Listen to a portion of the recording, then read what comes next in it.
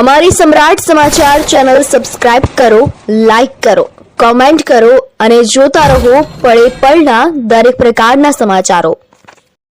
Bagdana police મથક નીચે આવતા ખારડીથી કુંભારીયા ગામ તરફ જવાના રસ્તે મહાકાળી માતાજીના લાઠિયા પરિવારના મઢમાંથી ચાંદીના 17 લાખો રૂપિયાની ચોરી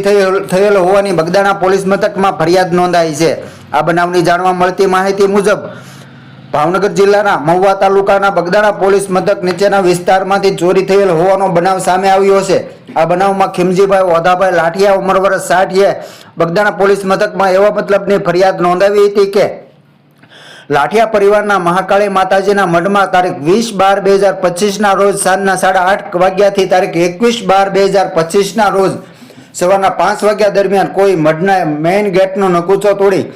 તાળા તોડી અંદર પ્રવેશ કરી માતાજીના મઢના ગર્ભગૃહમાં જવાના દરવાજાનો નકુચો તોડી તાળું કાઢી અંદર પ્રવેશ કરી માતાજીના લાકડાના મઢની ઉપર લોકોએ માનતાના ચાંદીના નાના મોટે આશરે 25 જેટલા 17 ચડાવેલ તે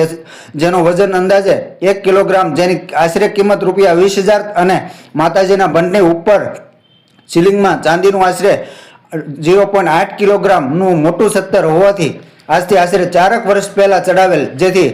આશરે કિંમત ₹1,60,000 ગણાય તે મળીને તમામનો આશરે વજન 9 કિલોગ્રામ જેની કિંમત આશરે ₹1,80,000ની ચોરી કરી અજાણ્યા ઇસમો ફરાર થઈ ગયેલ હોય। આ બનાવમાં બગદાણા પોલીસે અજાણ્યા શખ્સો વિરુદ્ધ ગુનો નોંધી અને તપાસના ચક્રો ગતિમાન કર્યા છે।